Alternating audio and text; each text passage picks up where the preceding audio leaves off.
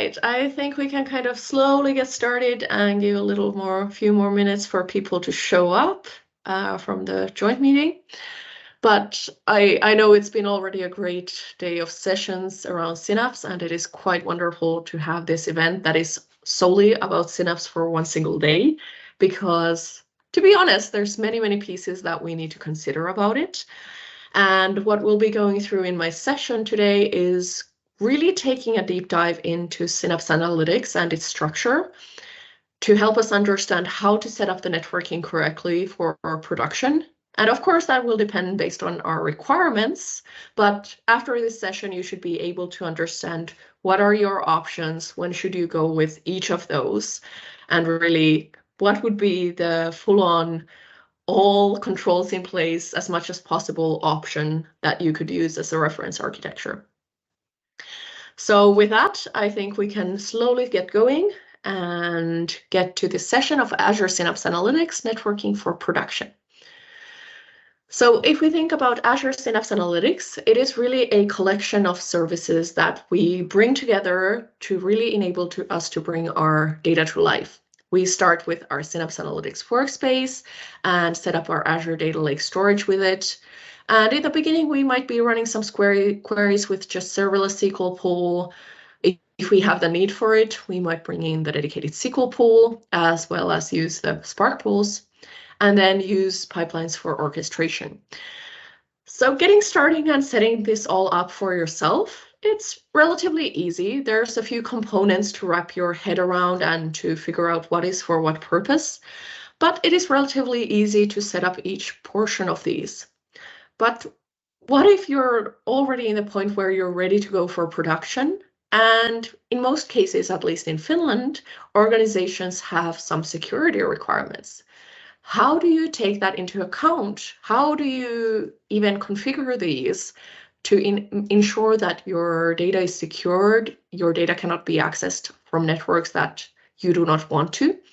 So that is what we'll be figuring out today. And to do that, we'll start with really understanding the Synapse endpoints. This will make more sense in a little bit. Then we will look at how do you actually plan your networking and really going through the different options that you have for configuration. And then lastly, we'll walk through a full scenario that is going to be a bit complex to the intricacies of Synapse, but hopefully at that point it will start to fit into place after you understood the different options separately. So for those of you who don't know me, I'm Heini Ilmarinen, and I work as the Azure lead at Polar Squad, which is a small Finnish company focused on DevOps. And for me, that means, of course, then working around DevOps topics and architecture within data projects.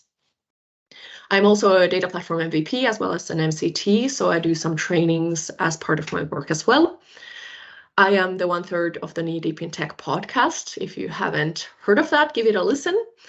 And my favorite topic is definitely around architecture, and particularly networking for some reason has a really warm place in my heart, because I don't know, it's nicely complex in my mind, and I like that for some reason. And hopefully you will like it after this session as well. And I actually have a math background. That is where I started from and then hopped over to the IT world. And yeah, I've taken everything I learned in math and brought it here into what I do for daily life as well. And as you might have already noticed, I'm a bit of a serial doodler as well. You'll see a lot of drawings in this session coming up. So let's hop into the topic. Let's start with understanding Synapse endpoints. It is really like essential to understand how is Synapse Analytics built and what is the structure before we go into networking, because once we understand the endpoints, it will make so much more sense why you have to do what you have to do. So if we think about Azure Synapse Analytics, we have, of course, what we create is essentially the workspace itself. And when we create that, we need to have an Azure Data Lake account that we link with that. And then we might pick and choose which of the components we use from the workspace. We might just go with the serverless pool, which is there to use from the very get-go. You don't have to do any extra configuration. But in addition, you could go ahead and create dedicated SQL pools if you need more like that multi-parallel processing platform that supports a bigger star schema and gives you the required performance, for example. But also if you're more coming maybe from the data science side and you like to use Python and run things on Spark, you can also set up Spark pools for your users to use. And then on the orchestration side, we have the pipelines, which is very much like Azure Data Factory. There are some differences, so it's not exactly the same, but you have a lot of the same capabilities and you can orchestrate, for example, your SQL scripts or your notebooks and so forth that you create in the other services in Synapse. And this all makes sense. We have all these different services, but it is not quite straightforward then. What did I mean with these endpoints? Well, if we look a bit closer, we find that within Azure Synapse Analytics, there are 3 endpoints that we can find. And don't worry about there's actually a URL on top of the serverless SQL pool now as well. It doesn't matter if you can't read it, it's quite small. But for example, for the serverless SQL pool, we have our own endpoint that we can use to access it directly. That's just the serverless SQL pool. And the same thing is true for dedicated SQL pools as well. There is its own endpoint for that service portion of Synapse Analytics that you can reach to separately from everything else. And then there is actually a third endpoint. There isn't 4, even though there are 4 components here, but there is a third endpoint that then includes actually the Spark pool and the pipelines capabilities. So we have 3 different endpoints that we need to consider as we talk about Synapse Analytics, and especially when we start to go into trying to figure out how to configure the networking. And of course, you might think, wait, what about the data lake storage down there? What should we do with that? Well, actually, since it is not really like a part of Synapse Analytics, it is integrated with Synapse Analytics very, very tightly.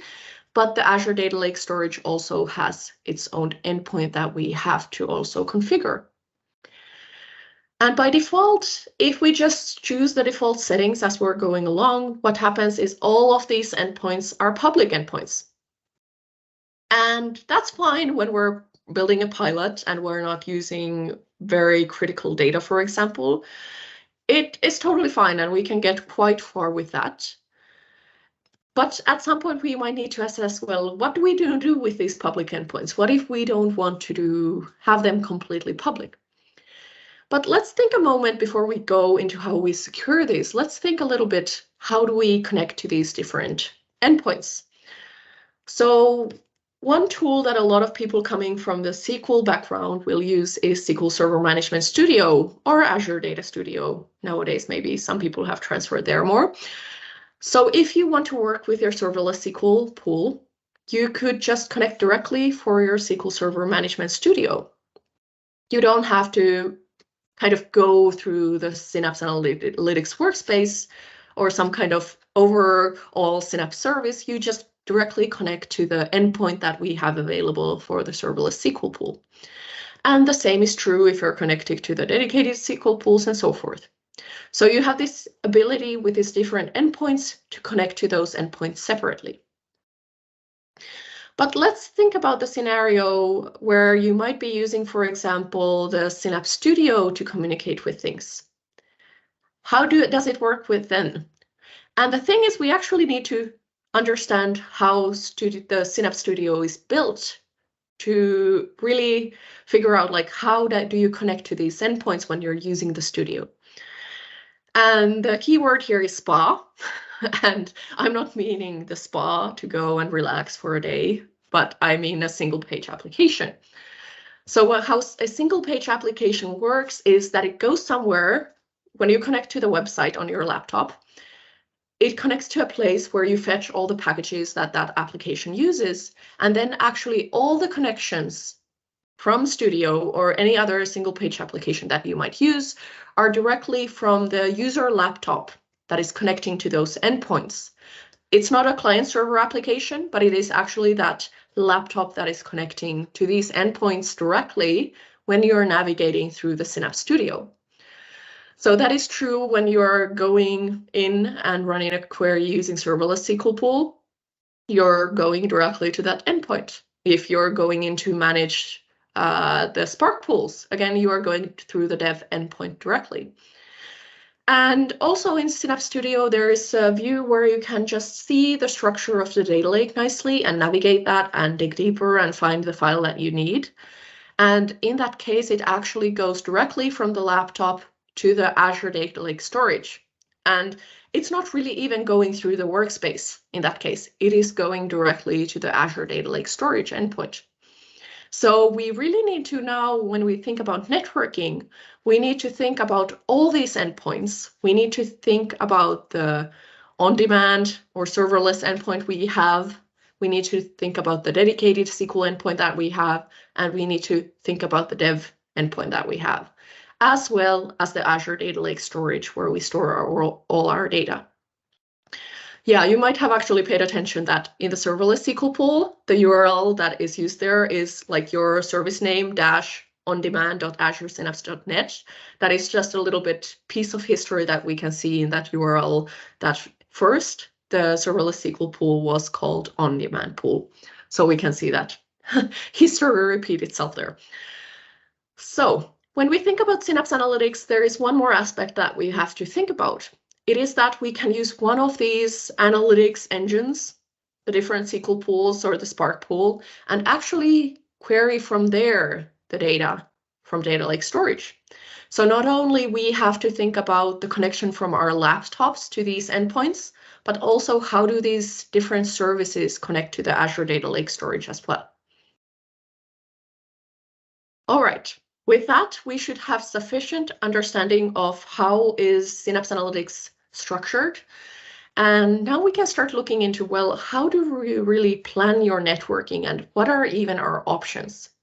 Because actually, there is quite many. So we need to figure out what is the correct approach here and how should we really even look at it. And, so there is a perfect timing for question. There is a question in the chat for endpoints for dedicated pools. Is there a difference between star-sql.azuresynapse.net and star-database.windows.net? So there is a difference in the way that the database.windows.net that is related to the regular Azure SQL, and then the Synapse, the one that has Azure Synapse in it, that is related to the Synapse version. So if you have a separate dedicated SQL pool, not within Azure Synapse Analytics, you have to use a different URL than you would for a dedicated pool within Synapse. And that has to do with, on the service side, there is certificates in place that verify that you are calling the service with the right name. So if you would try to reach with the database.windows.net, you would get a certificate error in that case. So you need to have the correct URL based on where is your service located, whether this dedicated SQL pool is you're running it separately or whether it is part of Synapse Analytics itself. Excellent question. It is kind of, again, one of those things where we can see history a little bit in that sense that there are these implications, you could say, about what is visible, and we have dedicated SQL pool as its separate service as well, not only so that you can run it as part of Synapse Analytics. All right, great. So with that, I think we're ready for the second portion, getting into the options that we have for configuring networking. So if we kind of continue from this scenario that we got to in the previous one. So, thank you, Anoop. Yes, I had typed wrong on the screen. For the serverless, the correct is, yes, star-ondemand.sql. Yes, also the serverless SQL pool has the SQL in there. That is correct. That's what you get for writing by hand. But let's continue from this scenario that we got in the beginning. I've cleaned up some unnecessary things because otherwise it starts to get a little too crowded. So the URLs aren't the main point here. It is to understand the different endpoints.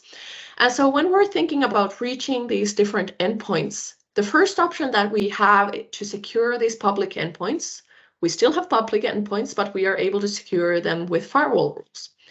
So for example, if we know the IP addresses of the users who are going to connect to our services, we can just IP whitelist those addresses. And the easiest part would be probably that you have some kind of VPN in place in your organization, and then you would just have one IP address that you have to whitelist. But it might be that you actually have many users that are connecting here and working from home, and they do not have any common IP addresses. And those might even change as they work from different places. So it can become quite a hassle to maintain this firewall list. And now if we think about this really clearly, like what is actually happening when you're clicking through the studio. So the studio itself doesn't get IP whitelisted, like restricted by IP addresses. You can still open the Synapse Studio, but if you have the firewall settings in place and you have just a few IP addresses whitelisted there, then only from those IP addresses, it will show really anything. It will then show things related to the serverless, dedicated SQL pools, and so forth. So really, it's not securing the studio, but it is making it unusable because really you are connecting to these separate endpoints there behind the scenes. And even with the firewall settings, we still have to also remember that, yes, we actually also have to remember to protect the data lake, because otherwise we would still have a completely unprotected data lake and anyone could access it from anywhere. So we also want to ensure that we are putting in firewall settings for the Azure Data Lake storage as well.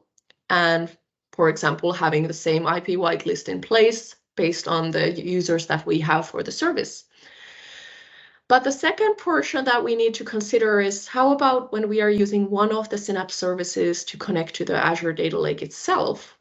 The IP whitelisting isn't really usable because it is a service. We don't know really like a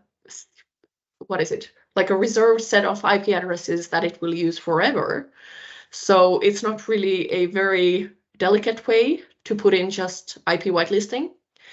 There is ways to do that. You can find the IP addresses of different Azure services. There's I believe a updated list that you are able to fetch, and you could do that automatically and update your IP whitelist based on that. But it is a little bit of a hassle. So what we have as an option there is to allow specific resource instances. And this is actually a capability that we have within Azure Data Lake storage, a storage account specifically. So you have this capability that you can whitelist many of the different Azure services and then specify, hey, I want to whitelist a Azure Synapse Analytics workspace to be able to access this Azure Data Lake storage, and then add it is this specific resource instance. So then it verifies that it's really the traffic is coming from your Synapse Analytics, that specific named Synapse Analytics, not any other Synapse Analytics. So with this, you are really able to secure and say it is only traffic coming from this one particular service. It's not allowing traffic coming from any other Synapse Analytics. And this is quite a recent addition. It came in, I think, about August, September last year. And it is great to really make the firewall settings much more usable because you don't have to only rely on the IP whitelisting to figure out how to protect also traffic from different services. All right. So if you still wanted to use the public endpoints, what you would go with is firewall settings within your Synapse Analytics workspace. You can find them there. You would IP whitelist for the users that need to access it. Plus, you would set up firewall settings for your Azure Data Lake storage as well, because you, of course, don't want that to be accessible everywhere, because that is really where your data is. And then to secure the access from Synapse to the storage, you would have to also allow your resource instance, that Synapse Analytics workspace specifically, to access your Azure Data Lake storage. So this is really your first option that you have within Synapse Analytics, that you can use the firewall settings to secure your workspace a little better. But still, you have the public endpoints available. So let's see what other options we have and go to kind of option number 2. So let's clean the slate and get to the next one. So if you really want that, well, there shouldn't be actually any public endpoints. Let's scratch that out completely. We want all of these endpoints that we use for Synapse Analytics to be private. We don't want them to be reachable from the public internet. So you are able to secure Synapse Analytics to your own virtual network, a customer VNet. So this would be a virtual network that you create, you manage, you decide your address spaces, you put in your network security groups, etc. And of course, if you want to secure the endpoints, the Synapse endpoints to this customer VNet, you would then need to make sure that for your users that are using this service, they need to be able to have some connectivity to that virtual network. And we'll get to that in a bit of a later point. And then to have these endpoints within Synapse Analytics, to have them available in the virtual network, what one needs to do is to create private endpoints. And so you create a private endpoint in a subnet within a virtual network, and that private endpoint gets an IP address from there. And then you link your specific resource instance to that IP address and allow then that endpoint to be reachable from your virtual network. And nowadays you can, of course, then also have NSGs in place that bring in some extra security. But this really enables you to connect from the virtual network where you link the private IPs, but also from hybrid connections. So if your users have a VPN to this VNet, or even from peered Azure virtual networks as well. And in this case, you would want to create private endpoints for any of the Synapse endpoints that you are using. So you would create one for dedicated, for example, and so forth, whichever portions you are using. And also for your data lake, if you want that to be secured completely as well, you need to have a private endpoint for that in your virtual network too. So that solves the problem when your user is trying to connect to these services from the studio or from another tool, from their laptop. But what about if we're trying to now connect from, for example, the Spark pool to the Azure Data Lake storage? What will happen then? Well, this gets a little tricky because, well, technically the private endpoints are just for inbound traffic. So it doesn't, if you have the private endpoint for this dev endpoint, essentially to the Spark pool, well, it doesn't route the outgoing traffic through the virtual network that you have in place. So what you would really then have to do is, again, and actually we don't need the IP whitelist in this case, but we need the resource instance whitelisting for the Synapse workspace. So you can see it gets a little tricky with the private endpoints, but that's still, you need to create something to secure the traffic between the resources in your Synapse workspace and, for example, the data lake storage or any other data source or data sink that you might be using. So it's really important to understand that the private endpoints are really for setting up that connectivity from your machines to those endpoints. It doesn't secure the traffic between the different services themselves. So from the client to the endpoints. So before we head to the next option that we have, I want to give a little more detail about private endpoints and just the network design as well. Because here, if you go with private endpoints, it means that you do need to plan your own virtual network, or somebody in your organization needs to do that. So you create your virtual network, give it a name, choose the location, and you then choose what kind of address space do you need there. And of course, calculating address spaces is a skill in itself, and you want to have enough addresses, but you don't necessarily have to overkill it with a 16 mask, for example, which is a huge amount of IP addresses. It is over 10,000. You could go with a smaller virtual network if you're creating it just for Synapse Analytics. You don't need quite that big. But in my sample, I have a 16 mask.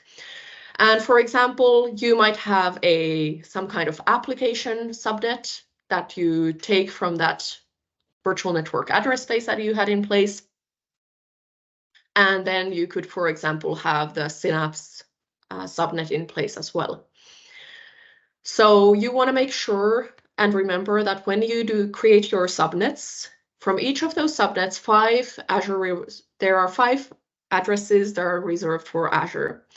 So that means, for example, when a 24 masks is a 256 address space, it has 256 addresses, 5 of those are reserved for Azure. But for Synapse, for example, you would have sufficient space with this masking. So you could even go a little smaller. What we have to understand when we're using private endpoints is also that for each of the virtual networks that we create, there is this Azure provided DNS that gets created. And it even has this magic IP address that works from Azure Virtual Networks that you could just use as your DNS. By default, it is actually all the VNets are using the Azure provided DNS unless you specify otherwise. So for example, if you have some application in your subnet, or you have even a virtual machine that users are using to connect to the studio, and then you have your data service somewhere with a public endpoint. So this one I have just the regular database.windows.net, but it doesn't really matter. It works the same for any of the endpoints of Synapse as well. So of course, the application is interested, like, where can I find this service itself? And if you don't have a private endpoint in place, it will of course traverse through the internet and just connect to that database. And that is when we would need to make sure that we have the firewall in place in a correct way. But of course, we don't want to have the public endpoint, and we want to create the private endpoint. So that gets created in your subnet, and that means that the public endpoint is no longer there to reach unless you want them to be there at the same time. And then you create a connection between your private endpoint and the service that you want to connect with. And with that, that service also gets a private IP address from that subnet.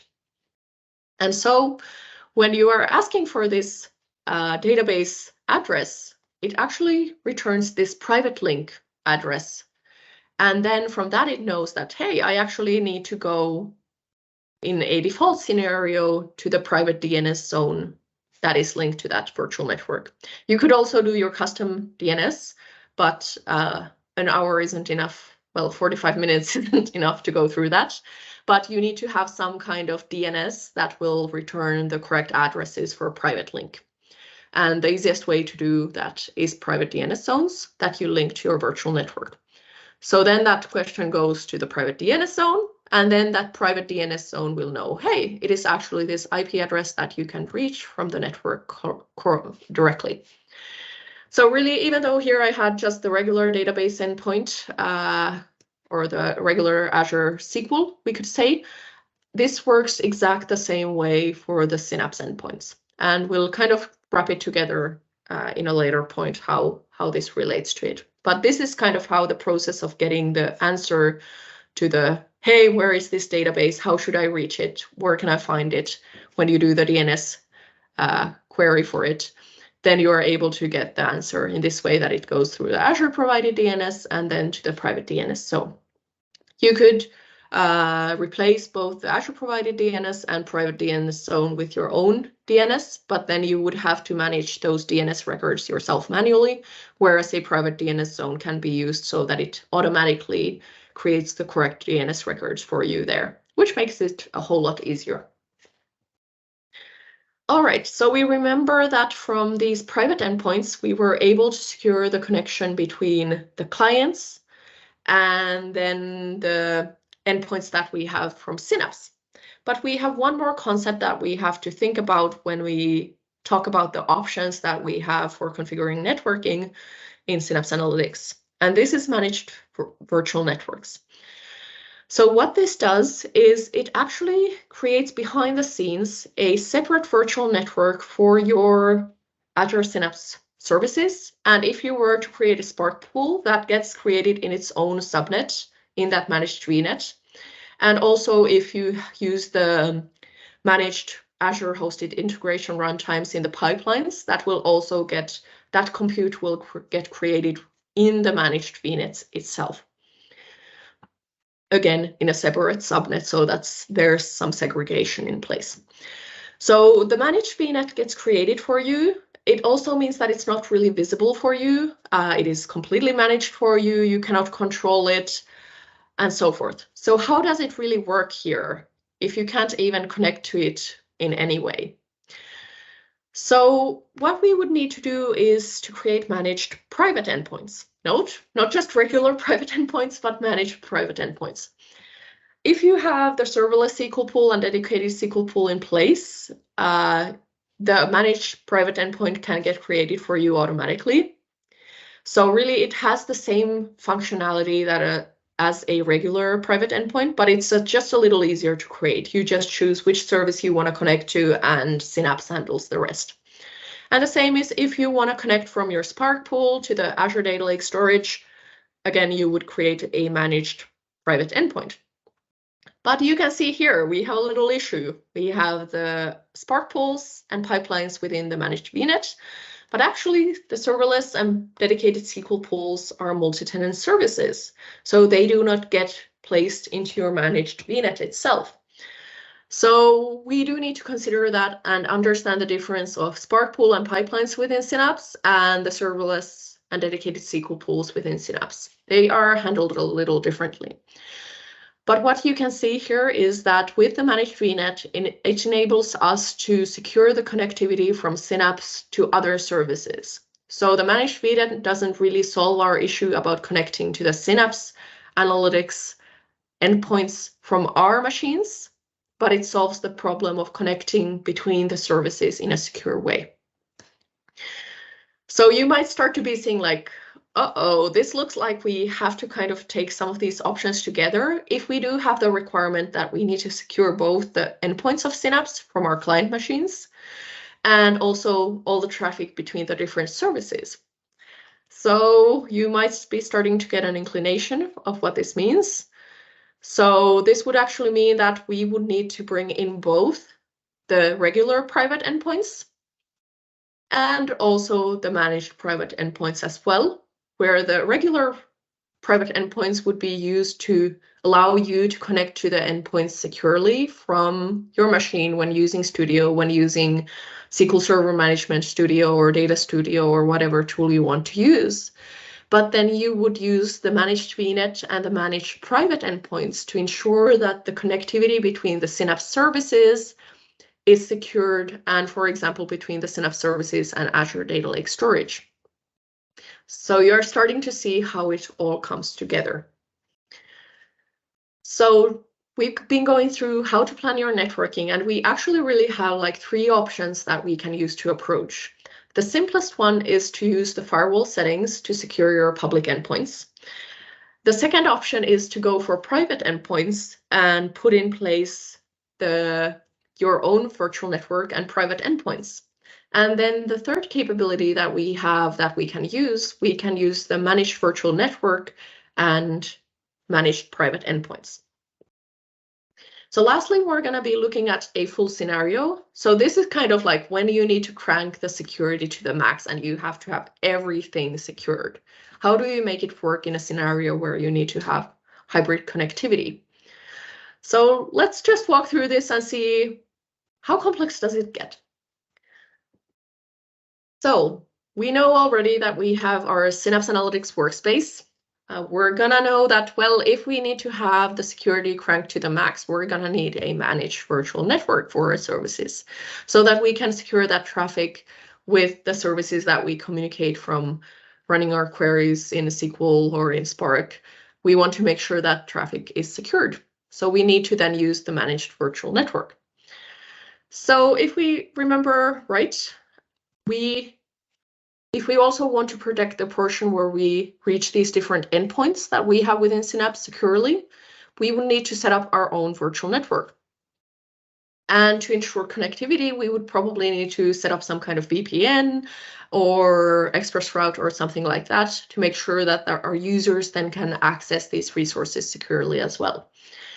So if we remember back to what we were talking about private endpoints, to be able to secure the different endpoints in Synapse Analytics, how we would need to do is to create private endpoints and then link those to the different endpoints that we have available here. So we could also have the endpoint to the dev endpoint. I noticed that I've actually dropped it from this picture, but you would have the connect private endpoints for every endpoint that you are using from Synapse plus the Azure Data Lake storage. In addition, we would then want to create in the Synapse service side, we would want to create the managed private endpoints to whichever services we are connecting with. So we need to take that into consideration. And remember, to make this all work, you need to have either your private DNS zone set up or your custom DNS within Azure as the other option. Otherwise, it won't work because it won't be able to resolve the names that you need to reach. There is actually one more thing that we need to consider, because the Azure private DNS zones, they are able to give you results to the DNS results that you are asking from it only within a virtual network in Azure, because it is an Azure resource. So how do we handle it if we have users on-prem connecting to Azure with VPN or ExpressRoute? How are they able to resolve those names? Well, the first option, which is a bit hacky, is to just put some rows in your host file. Tell that, hey, this IP address corresponds to this endpoint in Azure. And that would be one way, and you would actually get it to work. But you're probably going to have a team of users that are actually connecting to these endpoints. So in that case, you would want to have something a little more centrally managed. And what you would do then is set up DNS conditional forwarders on your on-prem DNS that would point then to a DNS in Azure. And again, we're kind of like, there would be so many more details here, but we have to skip through them, just skim. Probably if you're setting up conditional forwarders in your on-prem DNS, you will need to find the right people who can do it. It is most likely centrally managed somehow, and you need to agree on how that is done. But this will hopefully help you know what needs to be done, and so that you can find the right people. And then on the Azure side, we either have to have a virtual machine that acts as a proxy so that it just forwards the queries to the Azure DNS itself. And here you could use a virtual machine. There is also the DNS resolver, private DNS resolver service in Azure nowadays. Or if you have already Azure Firewall in place, it also has similar capabilities. And so you have many options how you could have that DNS forwarder in Azure set up. So just to recap, on-prem, you have the DNS conditional forwarders that tell that, hey, these services, you need to go to this DNS in Azure to ask for the DNS resolution. And that DNS actually just forwards the queries to the Azure DNS itself, to the private DNS zones that you have, and so forth. So you can see that there is a bit of complexity to the setup. There is a few pieces that need to be there, but it is, again, a one-time setup. And it is not that hard to get right, but it's just many pieces to figure out and remember, okay, all of these pieces need to be set up. And as we know, DNS is oftentimes the cause for many of our issues, so it can be also a little intimidating to figure out how do you actually do this. So as the last bit, there was a comment in the chat, not a bit of complexity, hell lot of complexity. I have to agree, it is more complex than I would like. So, but hopefully this will clarify it a little bit. And I will shortly return to the question about the serverless and dedicated SQL pool as part of the managed VNet. So the last part that we might need to, like, in the very strictest of environments, the one last thing that might be a requirement is, well, we don't actually want any users to be able to access the studio without them being on the right networks. And there is actually a way to secure the Synapse Studio so that you're not able to kind of get your tenant environment specific configurations from anywhere you are. And it will kind of block you from trying to access a specific Synapse Analytics workspace studio that you are trying to reach. And for this, again, you might think like, okay, it must be private endpoints. And you are right, we need private endpoints, but we need a little helper service, so to speak. We need something called Private Link Hub that will kind of link that, hey, this studio should only be accessible privately. That's pretty much what it says. And then you actually create the private endpoint from your virtual network to the private link hub. So that would be for securing the studio UI itself. I have not yet come across scenarios where that would be a requirement, but it could be. So just putting it out there that it is possible to secure the studio as well if need be. All right, so the clarification about the managed virtual networks.